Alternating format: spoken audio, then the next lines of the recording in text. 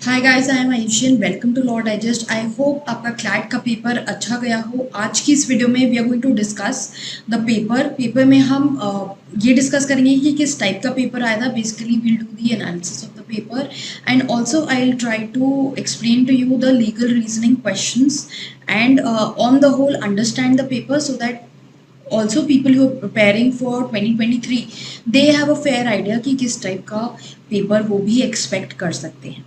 सो सबसे पहले तो what I would say is that paper on the whole was easy to moderate level का आप पेपर इसको कह सकते हो।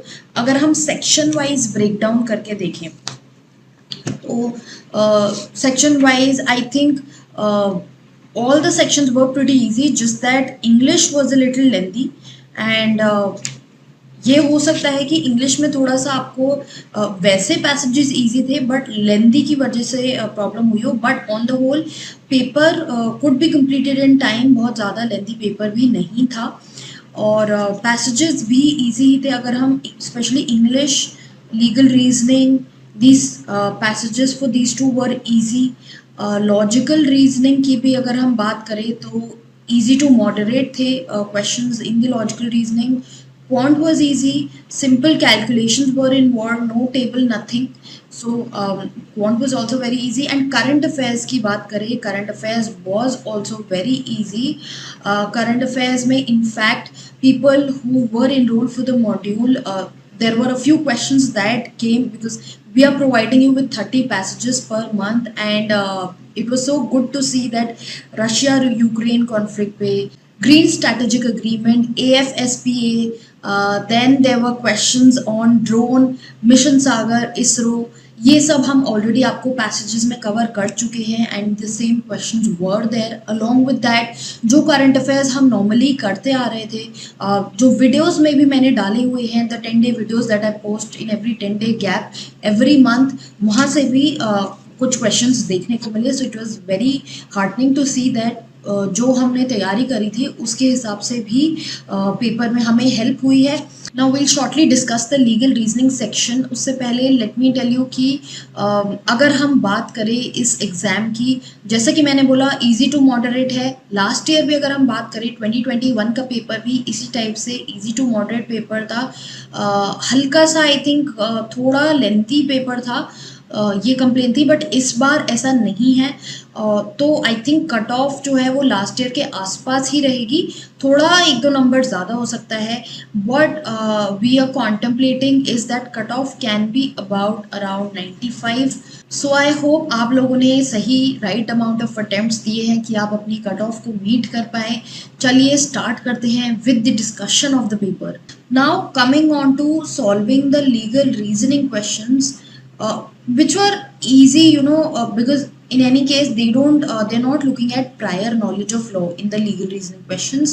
They're asking you basic things based on the passage, that are you able to comprehend कि passage से आपको किस तरह से एक conclusion पे, किस तरह से एक आंसर पे पहुंचना है।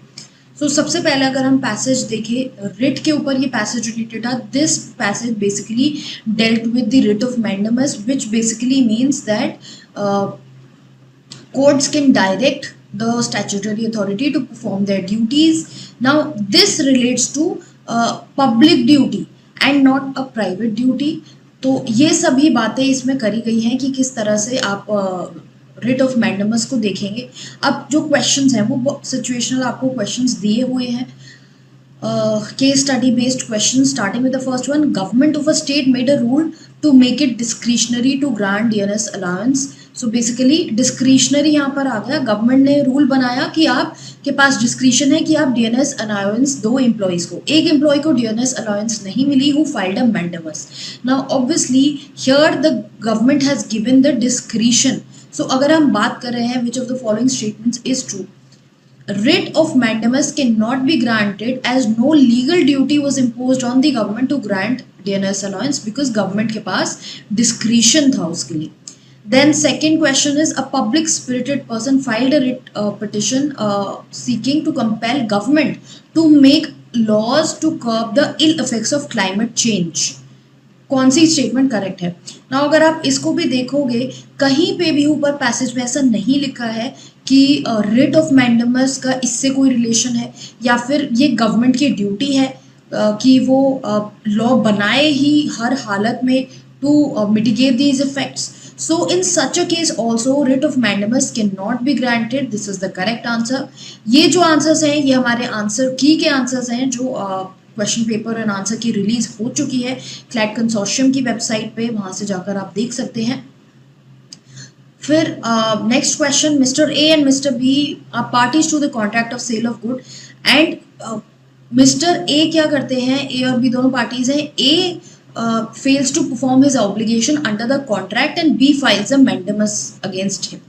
Now we have seen from the above passage that ये एक public duty है. Individual के against आप writ of mandamus नहीं file कर सकते हो. तो अगर हम बात करें which of the following statements is true, then option C is correct because it cannot be granted as B's right is under contract and it is a private right, not a public duty. Then licensing officer जो है statutory duty के under है to issue licences to people who have fulfilled all the obligations under the licences. अब इसमें से एक applicant है जिन्होंने सारी कंडीशंस प्रिस्क्राइब करी हैं तब भी उनका लाइसेंस रिजेक्ट हो जाता है. तो अगर हम बात करें ही writ of mandamus can be granted to him to compel the licensing officer to issue the licence to him. Then which of the following statement is correct. अब हमें ये बताना है which of the following statement is correct. अब यहाँ पर अगर आप देखेंगे writ of mandamus may be issued in favour of a person who establishes the existence of a legal right. यहाँ पे हमें बताना है कौन सी स्टेटमेंट इनकरेक्ट है, तो ये करेक्ट है. रिट ऑफ मैंडेमस इशू करी जाती है against a person or authority who has a mandatory duty to perform but has failed or neglected to do so. Yes we have seen this. आपको legal right establish करना पड़ेगा. अगर सामने वाले ने अपना वो लीगल ड्यूटी जो उन पे दी गई है वो परफॉर्म नहीं करी है तो आप रिट इशू करवा सकते हो. Then writ of mandamus is purported to prevent disorder emanating from failure of justice. This is also correct, ताकि डिसऑर्डर ना हो, गवर्नमेंट अथॉरिटीज अपने जो फंक्शंस हैं उन्हें परफॉर्म करते रहें. We are left with option D जो इनकरेक्ट आंसर है यहाँ पे, that writ of mandamus may be requested to be issue to compel performance of private duties. Private नहीं है, public duty. Then moving forward to the second passage. Now this passage relates to freedom of religion. अब ये आप देखेंगे ये जो passages आए हैं they have basically come in the light of recent issues. Religion को लेके हमने बहुत सारा कॉन्फ्लिक्ट देखा है. ज्ञानवापी मॉस्क और ये जो लाउड स्पीकर्स हैं, बैनिंग लाउड स्पीकर्स, इनको लेके बहुत सी चीज़ें चली हैं. तो उसको टच अपॉन करते हुए स्टैटिक लीगल के टॉपिक्स यहाँ पर आपसे पूछे गए हैं. So even if you are not suppose to know the law here, अगर आप यहाँ पर देख रहे हैं we are deciding on the basis of the passage and the facts given in the question, we are not using the law. Then तो here basically यहाँ पर ये बात करी गई है पूरे पैसेज में कि फ्रीडम ऑफ रिलीजन की अगर हम बात करते हैं, स्टेट कोई रिलीजन को प्रमोट नहीं कर सकती है. फर्दर लोगों को पे टैक्स ज़बरदस्ती फोर्स करके, कंपेल करके नहीं लगाया जा सकता है to promote a particular religion. However payment government जो पब्लिक फंड्स है उसमें से प्रमोशन और मेंटेनेंस के लिए किसी रिलीजन के ऊपर स्पेंड किया जा सकता है. स्टेट जो है वो लॉ ऐसा बना सकती है कि वो एक्सपेंसेस जो है प्रमोशन और maintenance of any public religion पे इनकर हो सके, but at the same time no person can be compelled to pay the tax. अब अगर हम यहाँ पे बात करें a tax payer of various taxes levied by the government file writ petition. Mandamus के लिए इन्होंने फाइल किया कि स्टेट को रोका जाए from spending any amount of public funds for renovation of water tanks belonging to a Hindu temple in the state. These tanks were used by general public. यहाँ पर clearly given है कि it is not the religion but general public is using those tanks irrespective of their religious affiliation. So अगर हम यहाँ पर बात करें कौन सी statement correct है, state can not be set to be promoting. यहाँ पर ऐसा नहीं है कि स्टेट हिंदू रिलीजन प्रमोट करे, बिकॉज जनरल पीपल उस टैंक को यूज कर रहे हैं. तो स्टेट अगर कोई फंड्स स्पेंड कर रही है towards that tank, it is allowed. Then A और बी दो रिलीजन है, इनमें कम्युनल राइट्स हो जाते हैं एंड जिसकी वजह से दोनों ही जगहों पे जो प्लेस ऑफ वर्शिप है वो डिस्ट्रॉय हो जाता है। As a result state government जो है पब्लिक फंड्स को यूज करके उन प्लेसेस को रिस्टोर करती है। तो स्टेट अपना काम कर रही है, स्टेट ऐसा कर सकती है। अगर हम बात करें which of the following statements is correct, then state government का ये जो एक्ट है it is not violative of the constitution as it is not promoting or maintaining any particular religion. So this is the correct answer. Then same ही situation में दोनों religions के बीच में कम्युनल राइट्स होते हैं एंड बी की इसकी वजह से बी का जो प्लेस ऑफ वर्शिप है वो डिस्ट्रॉय हो जाता है एंड स्टेट उसको रिस्टोर करती है। तो क्या ऐसा करना वायलेटिव है? नहीं। आपने ऊपर देखा ही है पैसेज में, हम ये बात कर रहे हैं कि स्टेट पब्लिक फंड स्पेंड कर सकती है for promotion maintenance of a particular religion. अब यहाँ पर क्योंकि डिस्ट्रक्शन हुआ है इसलिए स्टेट ऐसा कर रही है, ना कि स्टेट बी को प्रेफरेंस दे रही है over A. So C is the correct answer here. Then state government ने एक लॉ पास करा है that it is mandatory for all citizens to pay a hefty बड़ा पिलग्रिमेज टैक्स देना होगा so that state can organise a popular pilgrimage in the state. अब ये जो लिया जा रहा है ऑल ओवर द कंट्री, ये जो टैक्स है ये लोगों से लिया जा रहा है, फॉलोअर्स ऑफ रिलीजन एक्स उनसे ये टैक्स लिया जा रहा है। तो कौन सी स्टेटमेंट करेक्ट है? अगर स्टेट ऐसा जबरदस्ती हेफ्टी टैक्स ले रही है, we have seen in the passage that state can not compel people to pay taxes, they can not be forced. So ये जो एक्ट है स्टेट गवर्नमेंट का ये वायलेटिव है of constitution as it is compelling citizens to pay tax. Therefore C is the answer here.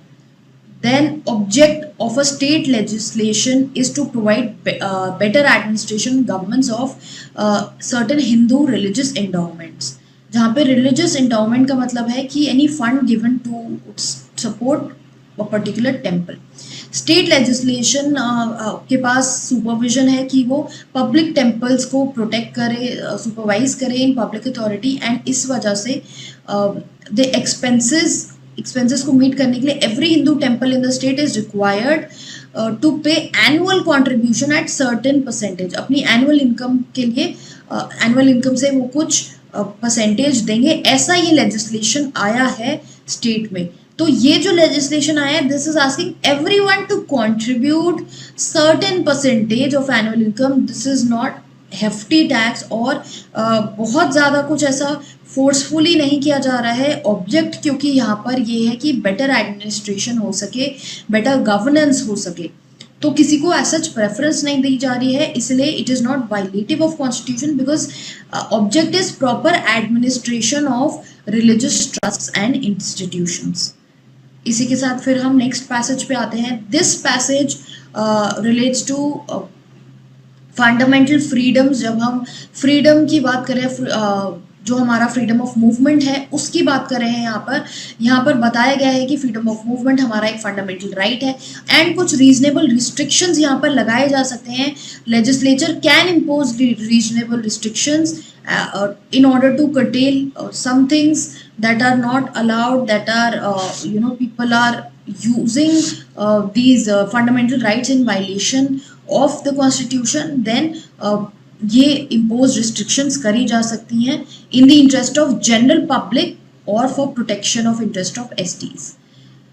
अब हम बात करते हैं, यहाँ पर एक लॉ इनैक्ट किया गया पार्लियामेंट में जिसने ये बोला कि जो भी टू व्हीलर्स चला रहे हैं उनको हेलमेट पहनना कंपलसरी है।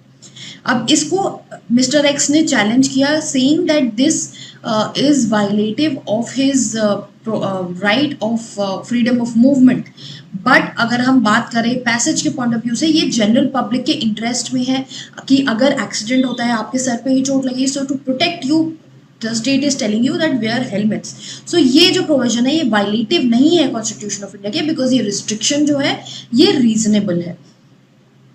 Then a group of students is protesting outside the university and यहाँ पर this protest is basically against compulsory order की यूनिफॉर्म्स पहनना ज़रूरी है। So this is related to the hijab case.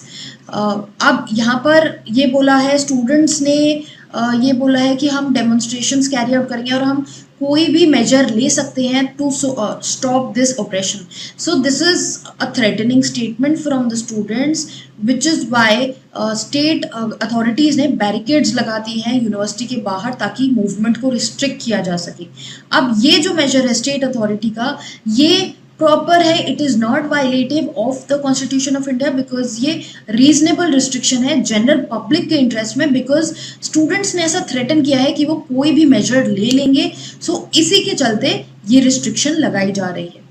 Then next is appropriate authority in a state passed an externment order against a citizen of India. इस order से prohibit किया गया कि ए जो है वो किसी और स्टेट में नहीं रिसाइड करेगा from the date of this order, and इसकी कॉन्स्टिट्यूशनल वैलिडिटी भी सुप्रीम कोर्ट ने अपहोल्ड करी है.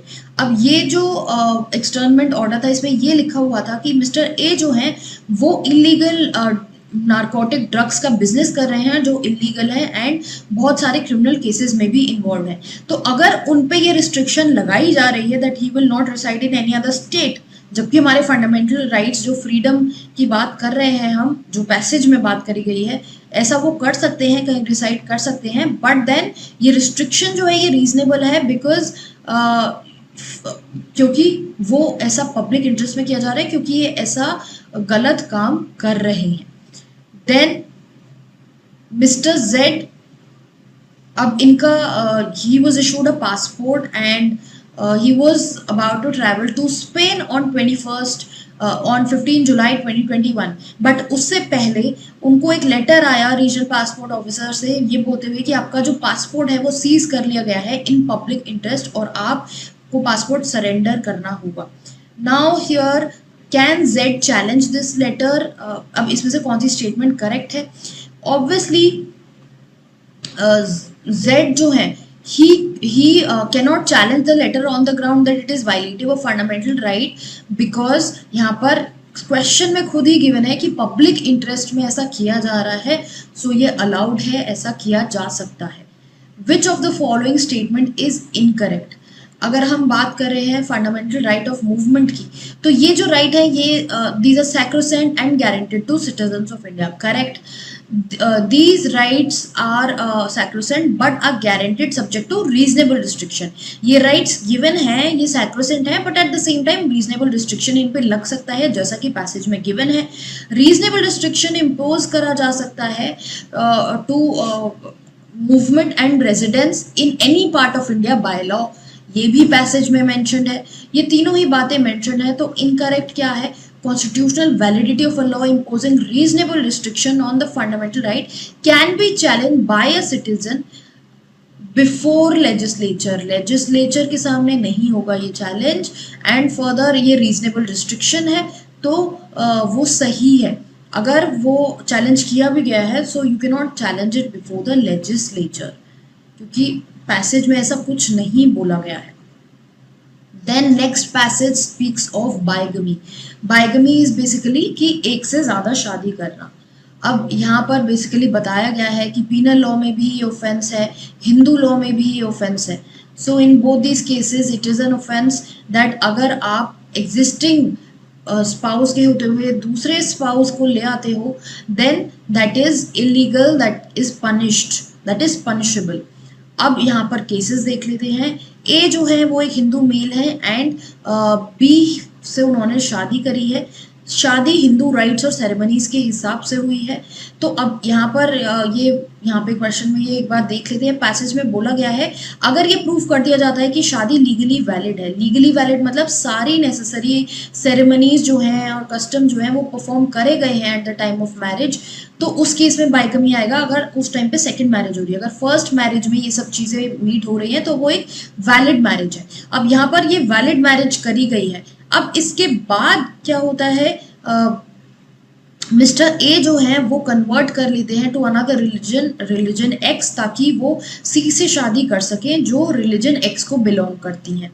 अब in these circumstances which of the following situation is correct? Here we can see that यहाँ पर ए और बी की शादी जो थी वो पूरी तरह से वैलिड थी, वैलिड राइट्स और सेरेमनीज के साथ हुई थी. ये जो दूसरी शादी है दिस इज नॉट वैलिड। तो अगर ये दूसरी शादी करी गई है उससे ए और बी की शादी पे, there is no bearance on it, therefore option C is the correct answer here.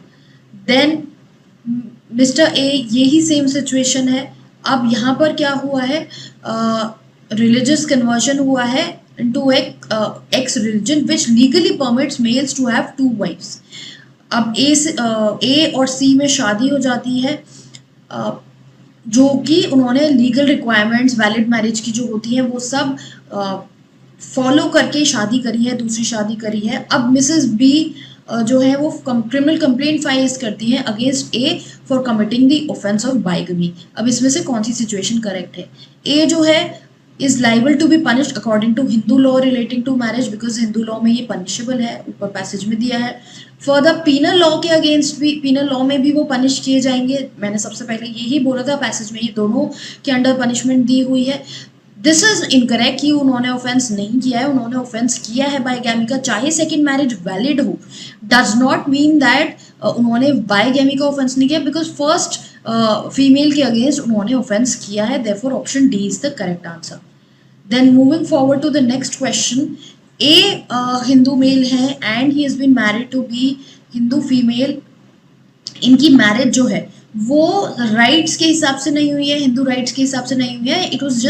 It just happened by seeking blessings of the family members. We've seen in the passage that it is necessary that customs follow करके शादी करी जाए तभी वो valid मानी जाएगी। So अगर Mr. A जो है he converts and marries another woman who belongs to a different religion, then this marriage is valid, but this marriage is not valid because ये customs के हिसाब से नहीं हुई है। therefore उन्होंने offense of bigamy नहीं किया है। moving forward, Mr. A, a male belonging to religion P, has married Miss B। तो रिलीजन यहाँ पर P है। रिमेंबर यहाँ पर रिलीजन जो है ये हिंदुइज्म नहीं है, कोई और रिलीजन है, P रिलीजन है। अब इन्होंने जो शादी करी है, they have done it as per this religion, सारी कंप्लायंसेस वगैरह फॉलो करके। नाउ व्हाट हैपेंस इज, शादी के बाद अगेन कन्वर्जन होता है, he marry someone else belonging to religion Q, उसकी सेरेमनीज वगैरह फॉलो करके ये किया गया है। नाउ मिस बी जो वाइफ है वो क्रिमिनल कंप्लेंट फाइल करती है against mister A for committing the offence of bigamy. इसमें से कौन सी सिचुएशन करेक्ट है? ए ने बाइगेमी कमिट करी है according to Hindu law relating to marriage. अब यहाँ पर हिंदू लॉ की तो बात ही नहीं करी गई है, so this can not be true. Then Mr. A has committed bigamy according to the penal laws of India. This is correct. Mr. A has committed bigamy according to the law relating to marriage of religion P. ये भी correct है, क्योंकि यहाँ पर जो marriage करी गई है P में वैलिडली करी गई है। ऊपर ये बोला गया है, यहाँ पर स्पेसिफिकली फर्स्ट फ्यू लाइंस में क्लियरली बोला गया हुआ है, यहाँ पर रिलीजन कोई नहीं बोला गया है, ये बोला गया है सेकंड मैरिज कर ली जाती है फर्स्ट मैरिज के होते हुए, तो वो बाइगैमी है। So here the answer will be D, that is both B and C. Then we have to tell which of the following statements is incorrect. Marrying again during lifetime of husband or wife is a precondition for performing Hindu valid marriage. Obviously very easy question. This is the answer. ऐसा नहीं है, ऐसा होने से in fact bigamy आप commit करते हो। Then next passage relates to special marriage act। यहाँ पर बेसिकली बात करी गई है अगर तो रिलीजन से है वो स्पेशल मैरिज एक्ट के अंदर अपनी मैरिज जो है वो कॉन्ट्रैक्ट कर सकते हैं। देन अगर उनको कल को डिवोर्स लेना है तो म्यूचुअली उनको लेना है, म्यूचुअल कंसेंट के साथ डिवोर्स लेना है। जॉइंट पिटिशन अगर प्रेजेंट करेंगे तो दोनों का कंसेंट होना चाहिए, और पिटिशन प्रेजेंट करने के 6 महीने बाद एंड 18 मंथ से पहले उस पिटिशन को डिसाइड किया जाएगा by the court. This is the basic essence of this passage. Now the question says X जो मिस A जो है एक हिंदू फीमेल है, क्रिश्चियन मेल से उन्होंने शादी करी है as per the special marriage act, and दोनों जॉइंटली डिवोर्स के लिए पिटिशन फाइल करते हैं बिफोर द डिस्ट्रिक्ट कोर्ट कि दोनों मेंटल क्रूअल्टी फेस कर रहे हैं, and they have mutually decided to dissolve this marriage। 3 years के बाद ये पिटिशन करी गई है। Now here अब जब ये पिटिशन फाइल हुई है, as I said 6 to 18 months का टाइम मिलेगा इन्हें डिसाइड करने का। So the district court shall not immediately pass a decree for divorce. This is the correct answer. Then same ही सिचुएशन में क्या हुआ है दैट सेपरेटली रह रहे हैं mister A and B for 1 year because mister B has been in adulterous relationship with miss X. तो in given situation अब ये जो इन्होंने पिटिशन फाइल करी है ये म्यूचुअली फाइल करी है, बट बी जो है वो अडल्ट्रस रिलेशनशिप में रह रहे हैं. अब हमें बताना है कौन सी सिचुएशन करेक्ट है. यहाँ पर भी डिस्ट्रिक्ट कोर्ट जो है वो ऑर्डर नहीं पास कर सकता है बिकॉज अभी वो अगर सेपरेटली 1 year के लिए रह रहे हैं प्लस 6 to 18 months का टाइम फॉलो नहीं हुआ है, तो अभी सिचुएशन नहीं अराइज हुई है कि सारी कंडीशंस मीट हो सके जो कि पैसेज में गिवन है. Then in the same situation what happens is that Miss A and Miss B they filed a petition before the district court and they've mutually agreed to dissolve the marriage. अब यहाँ पर क्या क्या statement जो है वो correct है. The district court shall pass a decree of divorce by mutual consent after all other requirements are fulfilled. Mutually इन्होंने petition फाइल कर ली है but and special marriage act के अंडर है ये, but at the same time और जो conditions हैं हमारी वो फुलफिल होने के बाद कोर्ट उनका डिवोर्स कर सकता है. Then same situation again. अब ये जो सेम सिचुएशन बार बार आई है तो you know it must have become easier to understand the questions. So अब यहाँ पर क्या हुआ है, पिटिशन करी गई है फॉर म्यूचुअल डिवोर्स. अब इसमें क्या है, पार्टीज जो है ए फिजिकली प्रेजेंट है, बी वीडियो कॉन्फ्रेंसिंग से प्रेजेंट है. पैसेज में दिया हुआ है it is not necessary that parties में बी प्रेजेंट इन पर्सन. तो यहाँ पर ऑब्वियसली डिवोर्स ग्रांट किया जा सकता है अगर सारी कंडीशंस मीट हो रही हैं. डिस्ट्रिक्ट कोर्ट में pass order 6 months after the date of presentation of petition correct and shall pass an order for mutual divorce after all the other conditions are fulfilled correct. So D, both A and B are correct. Then in the next question joint petition हो रही है for divorce and 6 months later district court after hearing the parties is making an inquiry and it was found कि जो consent है A का to mutual divorce it was obtained by fraud. यानी consent mutual नहीं हुआ, अगर वो fraud से टेंटेड है then it means that the consent is not free. Mutual consent जरूरी कंडीशन है तो डिवोर्स जो है वो नहीं हो सकता because mutual consent is required. Then next question, the next passage relates to the concept of international law जहाँ पर मोनिज्म और डुअलिज्म की बात हुई है. ये जो दो थ्योरीज हैं यहाँ पर बेसिकली इंटरनेशनल लॉ और म्यूनिसिपल लॉ, जो municipal law meaning domestic law of a state, इनके बीच में मतलब इनके बीच में क्या रिलेशन होता है इन पर्टिकुलर स्टेट्स में उसकी बात करी गई है. मोनिज्म में international law municipal law same होता है, सेम फॉलो होता है, यहाँ पर डिस्टिंक्टली रिकग्नाइज होता है. डोमेस्टिक लॉ को इंटरनेशनल लॉ से सेम बनाने की ज़रूरत नहीं है अगर हमने ट्रीटी को साइन कर लिया है, ट्रीटी को फॉलो किया जा रहा है. ये बेसिकली यहाँ पर सब बातें करी गई हैं. अब अगर हम क्वेश्चंस की बात करें, in the light of given passage which of the following statement is correct? Monism and dualism are similar approaches to adopt international law into domestic law.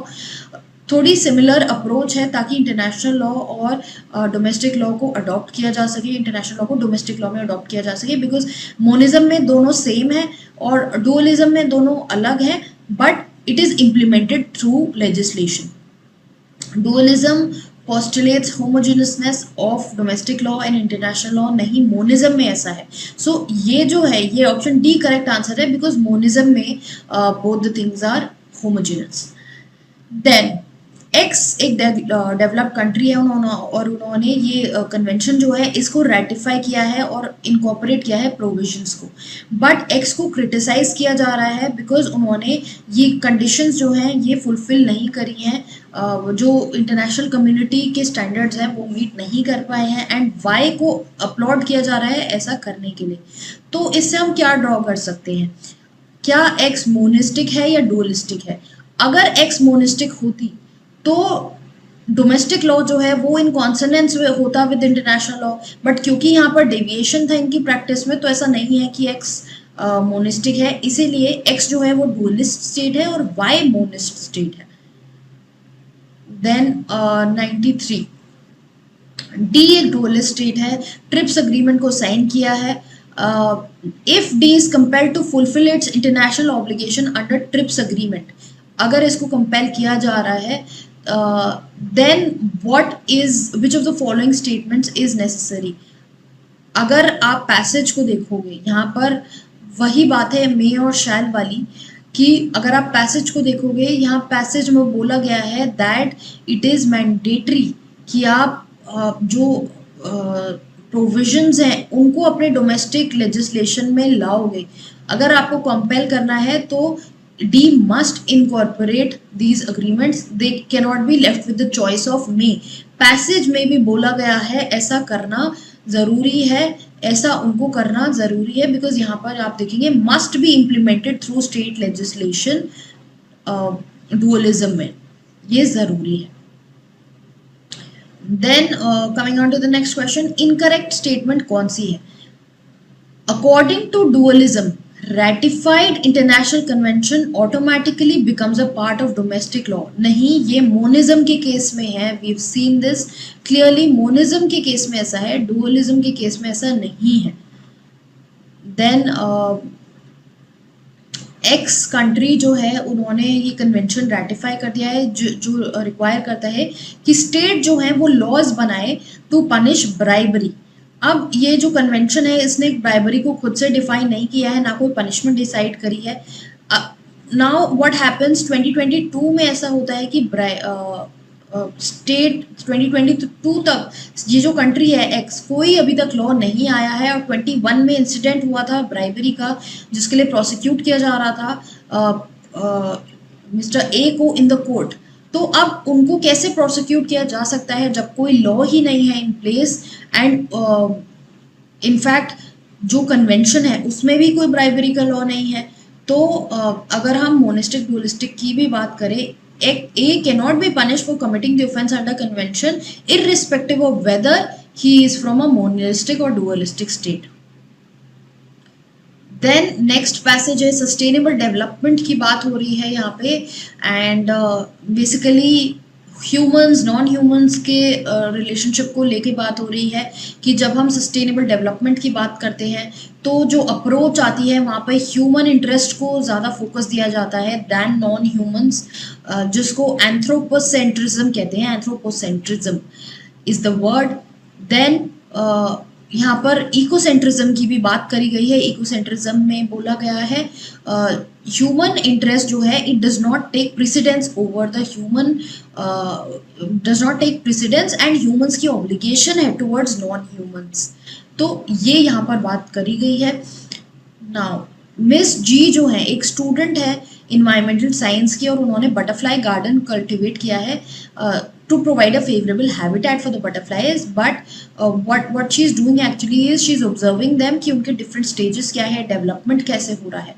तो which of the following statements is correct, ये बताना है। अब ये जो जी ये cultivate कर रही है, ये ऐसा कर रही है अपनी स्टडी के लिए। It is not that she is giving preference to the butterflies that they need any nurturing और they need any help, she is doing it for her own study basis, academic basis, therefore this is the correct answer. Then which of the following statement is correct? अब ये जो anthropocentrism है और ecocentrism है, ये different approaches हैं to achieving sustainable development. Anthropocentrism focuses on promotion of non human interest, ये गलत है। Ecocentrism is concerned with promotion of both human and non human interest. तो अगर इन दोनों को देखा जाए तो सी ज़्यादा रेलिवेंट है, बिकॉज यहाँ पर इकोसेंट्रिज्म के बारे में क्लियरली बोला गया है कि दोनों ही चीज़ों को इक्वली प्रोटेक्ट किया जाएगा। Which of the following statement is the basis of difference between anthropocentrism and ecocentrism? The inherent value placed on humans and non-humans. You might get confused between living and non-living things, but यहाँ पर आप passage में देखोगे तो word जो है वो human non human use किया जा रहा है। नॉन लिविंग हुआ जिसमें लाइफ ही नहीं है, नॉन ह्यूमन हुआ जो ह्यूमन नहीं है, वो इंसेक्ट एनिमल कुछ भी हो सकता है। Then moving forward, which of the following statement is correct regarding fundamental rights? It creates a corresponding duty on human beings to protect and preserve non-humans. ये करेक्ट है क्योंकि ऊपर पैसेज में आप देखोगे फंडामेंटल राइट टू लाइफ की बात करी गई है यहाँ पर, जहाँ पर पब्लिक ट्रस्ट डॉक्ट्रिन की बात करी गई है कि ये कॉन्जर्वेशन ऑफ इन्वायरमेंट है, ये इनसेपरेबल पार्ट है फंडामेंटल लाइफ का, and public trust doctrine recognise करता है, is recognised under constitution of India. ये जो हमारे नेचुरल रिसोर्सेज हैं ये सबके लिए है। तो यहाँ पर जब हम देख रहे हैं conservation and protection of environment जो है वो हमारे फंडामेंटल राइट टू लाइफ का पार्ट है, तो ये चीज़ें भी हमें ध्यान में रखनी है। Then which of the following statements is incorrect according to the doctrine of public trust? Private ownership of forest is unwarranted. ये करेक्ट है क्योंकि ये प्राइवेटली आप किसी को ओनरशिप नहीं दे सकते हो। स्टेट इन चीज़ों का ध्यान रख रही है, फॉरेस्ट जो है वो स्टेट के पास है in a fiduciary capacity. State is obligated to maintain forest for the economic value, not for economic value, for preservation sustainable development. Then next passage mistake, mistake की बात हो रही है यहाँ पे, mistake of fact, mistake of law.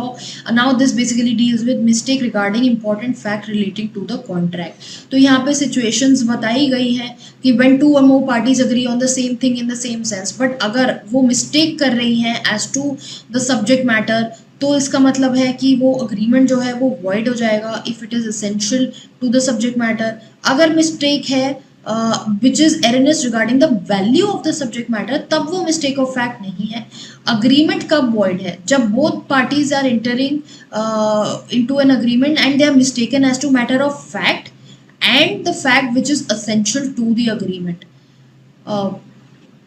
Contract को invalidate करने के लिए it should be a mistake of fact and not mistake of law, ऐसा यहाँ पर क्लियरली बोला गया है। और ये भी बोला गया है when one party is under mistake of fact and the other party is not, तो कॉन्ट्रैक्ट से वॉइडेबल होता है, तो कॉन्ट्रैक्ट वॉइड नहीं होता है। अब यहाँ पर अगर हम केस स्टडी की बात करें, mister A entered into an agreement to sell his bicycle. A और बी के बीच में अग्रीमेंट हुआ कि ए बी को बाइसिकल बेचेगा। वो बाइसिकल जो है वो उनकी बहुत पुरानी एटिक में रखी है। They both of them do not know at the time of entering the contract कि बाइसिकल की जो वैल्यू है वो बिल्कुल खत्म हो चुकी है, वो डिस्ट्रॉय हो चुकी है बाय फायर। अब इस सिचुएशन में कौन सी स्टेटमेंट करेक्ट? दोनों ही पार्टीज अंडर मिस्टेक थी कि बाइसिकल सही है, bicycle is the subject matter of the contract. So mistake of fact जो है it is essential to the agreement and therefore the agreement is void. Then moving forward, X और Y एक contract में enter करते हैं for sale of article under erroneous belief that sale of article which is the subject matter was permitted by the laws in force. तो हमें बताना है कौन सी स्टेटमेंट करेक्ट है। अब यहाँ पर दे आर नॉट मिस्टेकन, चाहे दोनों की मिस्टेक हो but then they are not mistaken as to fact, they are mistaken as to law कि लॉ में ऐसा अलाउड है, ये जो आर्टिकल हम सेल करना चाह रहे हैं लॉ में ऐसा अलाउड है बट कि वो नहीं है। अब यहाँ पर आप कंफ्यूज हो सकते हो, ए और डी में कॉन्ट्रैक्ट वॉइडेबल नहीं है because we can not really say about the validity contract, क्योंकि सेल ऑफ आर्टिकल के बारे में है। अब क्वेश्चन में ये नहीं बोला गया है कि अगर लॉ है, मिस्टेक ऑफ लॉ है तो कॉन्ट्रैक्ट वैलिड रहेगा कि नहीं, but we can surely say that it is not voidable because mistake of law है, मिस्टेक ऑफ फैक्ट नहीं है। Then Mr. J entered into an agreement with K for sale of Mr. J's club. तो J ने सोचा कि वो अपने club बेच रहे हैं, K ने सोचा कि वो अपना क्लब हाउस बेच रहे हैं। तो सब्जेक्ट मैटर को लेकर ही दोनों में गलती हो गई। Mistake of fact defeated the consent of the parties, mistake of fact misled the parties as to the purpose of the contract. ये दोनों ही स्टेटमेंट्स करेक्ट है। Then Mr. D appointed Mr. K to manage cultivation of his land as he was unable to do so.